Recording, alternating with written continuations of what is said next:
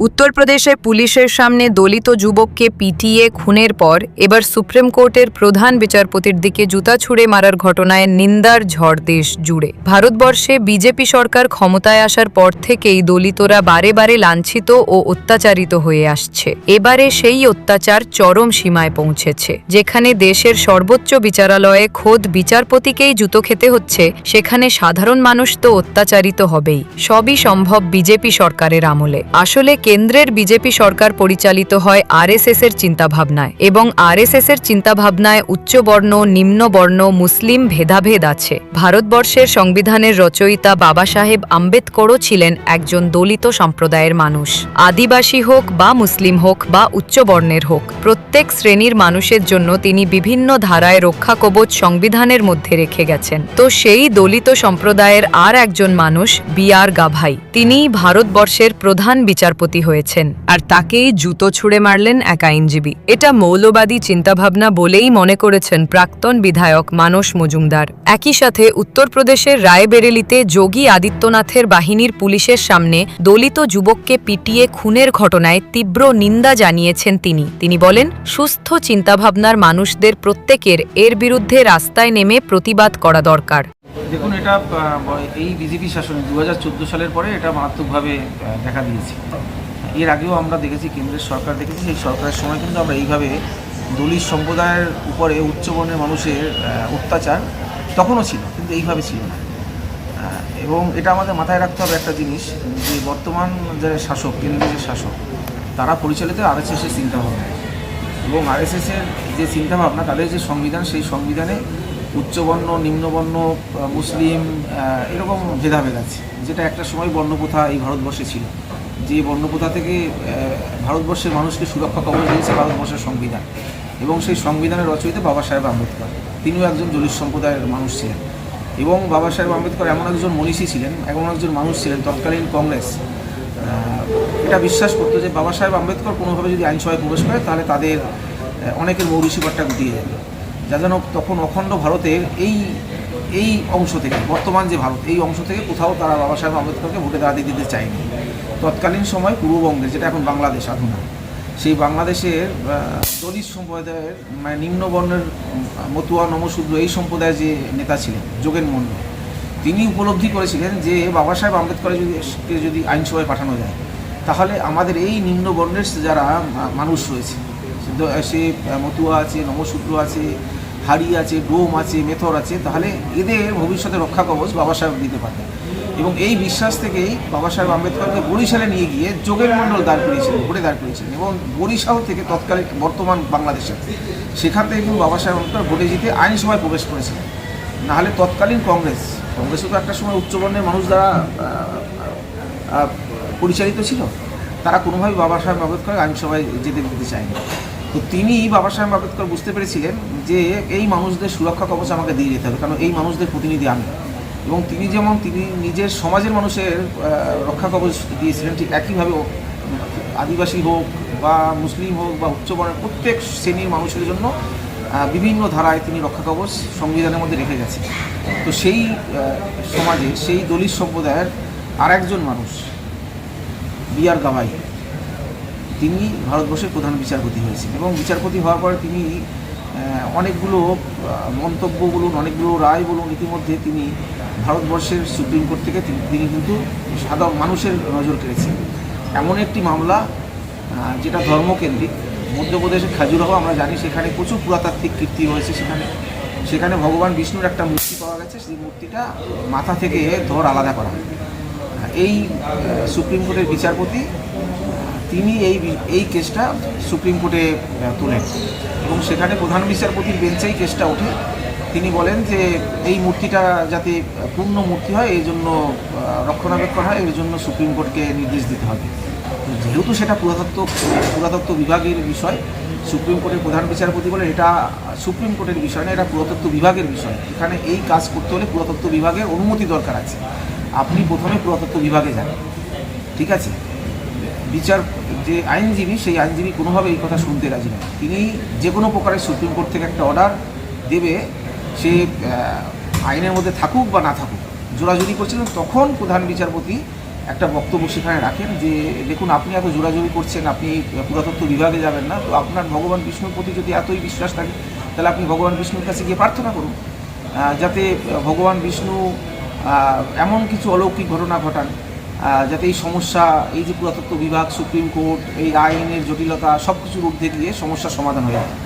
এটা এই মৌলবাদী রাকেশ কুমার, যিনি জুতা নিক্ষেপ করেন, তার শুনতে খারাপ লাগে, তিনি জুতা নিক্ষেপ করেন। দেখুন, আজকে এই সময় দাঁড়িয়ে অনেক সনাতনী মানুষ যারা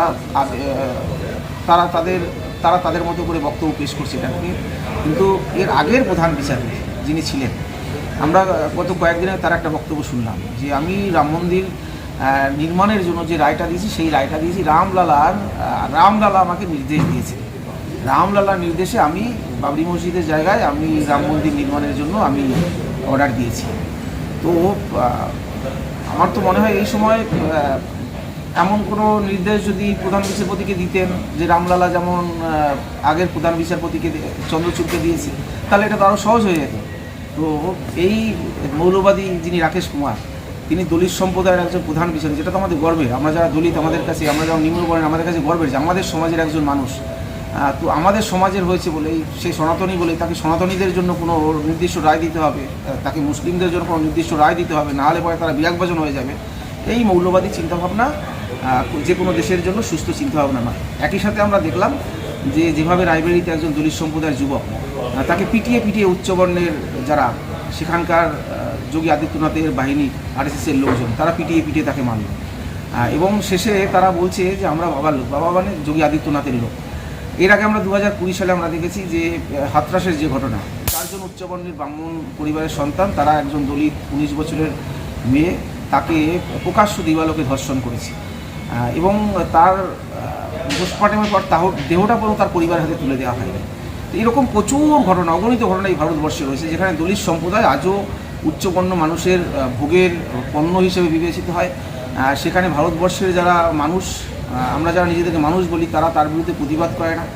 দলিত আগেও অত্যাচারিত হয়েছে, আজকের দিনও এই সরকারের সময় আরও বেশি করে অত্যাচারিত হচ্ছে। তাদের প্রকাশ্য দিবালোকে তাদের ধর্ষণ করা হয়, বাড়ির মেয়েদের প্রকাশ্য দিবালোকে খুন করা হয়। তো এটা যে ভারতবর্ষের জন্য, ভারতবর্ষের যে গণতন্ত্র, সেই গণতন্ত্রের জন্য লজ্জা। প্রত্যেক মানুষ, সে উচ্চবর্ণের হোক আর নিম্নবর্ণের, যারা সুস্থ মস্তিষ্কে, সুস্থ চিন্তাভাবনার মানুষ, তাদের প্রত্যেকের এর বিরুদ্ধে রাস্তায় নেমে প্রতিবাদ করার জন্য। ঘটনার তীব্র নিন্দা জানিয়েছেন জনপ্রতিনিধিরাও। যে বর্তমান যে একটা দলিত সম্প্রদায় সুপ্রিম কোর্টের প্রধান বিচারপতি, তার উপর যখন একজন সিনিয়র অ্যাডভোকেট যখন জুতা নিক্ষেপ করে, আমার মনে হয় সেখানে সব কিছু শেষ, সংবিধান শেষ, গণতন্ত্র শেষ, সব কিছু শেষ। মানে আমার তো মাঝে মাঝে মনে হয় যে ভারতবর্ষটা কোন পথ দিয়ে যাচ্ছে। আজকে প্রতিটা ক্ষেত্রে দলিত, নিম্নবর্ণের মানুষ এবং মুসলিম সম্প্রদায় আজকে দেখুন প্রতিটা জায়গায় অত্যাচারিত, প্রতিটা জায়গায়। আজকে যদি দেশ একটা গণতান্ত্রিক দেশ, সেখানে যদি এই মানুষগুলোকে যদি রক্ষা কবচ যদি সুপ্রিম কোর্ট যদি না দেয়, দেশের আইন ব্যবস্থা যদি না দেয়, আগামী দিন কিন্তু এই দেশের বিপদ আছে। আপনার নাম? অন্যদিকে দলিত সম্প্রদায়ের মানুষদের জেগে ওঠার আহ্বান করেছেন কবি সাহিত্যিক মানিক ফকির। ভারতবর্ষের দলিত মানুষদেরকে খুন করা, মারা, কেটে দেওয়া, আগুন দিয়ে পুড়িয়ে দেওয়া, সে হাতরাসের ঘটনা থেকে শুরু করে সারা ভারতবর্ষে এরকম ঘটনা আমরা প্রায়শই দেখে থাকি। মাত্র কয়েকদিন আগে উত্তরপ্রদেশের রায়বেরিলিতে একটা দলিত ছেলেকে পিটিয়ে খুন করলো। সেটা তিনি নাকি সনাতনী, যারা খুন করলো তারা নাকি আরএসএস বিজেপির লোক এবং যোগী আদিত্যনাথের চালা। এই দলিতের ওপর অত্যাচারের চরম সীমাটা আমরা দেখলাম। আমরা কয়েকদিন আগে আমরা জানি আজকে ভারতবর্ষের 85% মূল নিবাসী মানুষের স্বীকৃতি যিনি দিয়েছেন, তিনিও কিন্তু দলিত মানুষ ছিলেন, বাবা সাহেব ভীমরাও আম্বেদকর। আর আজকে ভারতবর্ষের সুপ্রিম কোর্টের প্রধান বিচারপতি জাস্টিস গাভাইয়ের দিকে জুতো ছুঁড়ে দিলেন একজন নরাদম অ্যাডভোকেট, যে নিজেকে বলছেন সে নাকি সনাতনী। শুধু সনাতনী নয়, তাকে আবার নাকি ভগবান বলেছে। রাকেশ কিশোর তাকে নাকি ভগবান বলেছে, জুতো ছুটতে তাই জুতো ছুঁড়েছে। সেই সনাতনী তথাকথিত ব্রাহ্মণ্যবাদী সে দলিত আমাদের জাস্টিস গাভাইকে জুতো ছোড়ার পরের যে ঘটনাটা ঘটলো সেটা সবচেয়ে গুরুত্বপূর্ণ। যখন তার বিরুদ্ধে একটা মামলা হলো, একটা এফআইআর হলো, তখন তিনি ভয়ে কেঁদে পায়খানা করে ফেলার মতো, কান ধরে যেন উঠবস করার মতো ছটফট করতে করতে সে নিজেকে বাঁচানোর জন্য মিথ্যা করে বলছে আমি দলিত, আমি দলিত, আমি দলিত, আমি সনাতনী নই, আমি দলিত। তার মানে আজকে দলিত বা মূল নিবাসী মানুষদের অত্যাচার করার ব্রাহ্মণ্যবাদী মনুবাদীরা ভয় পাচ্ছে, কারণ ভারতবর্ষের কোটি কোটি মূল নিবাসী মানুষ, দলিত, আদিবাসী, মাইনরিটি মানুষ জাগছে। তাই বলছি আর সময় নেই বন্ধু, তথাকথিত হিন্দু রাষ্ট্রের হাত থেকে বাঁচতে দলিত মানুষ আরো আরো জেগে উঠুন, জেগে উঠুন। এছাড়া এখন আমাদের আর কোনো কাজ নেই। দেখুন ব্রাহ্মণ্যবাদী ওই রাকেশ কুমারের মতো মানুষরা ভয়ে বাঁচার জন্য বলছে আমি দলিত, আমি দলিত, আমি দলিত।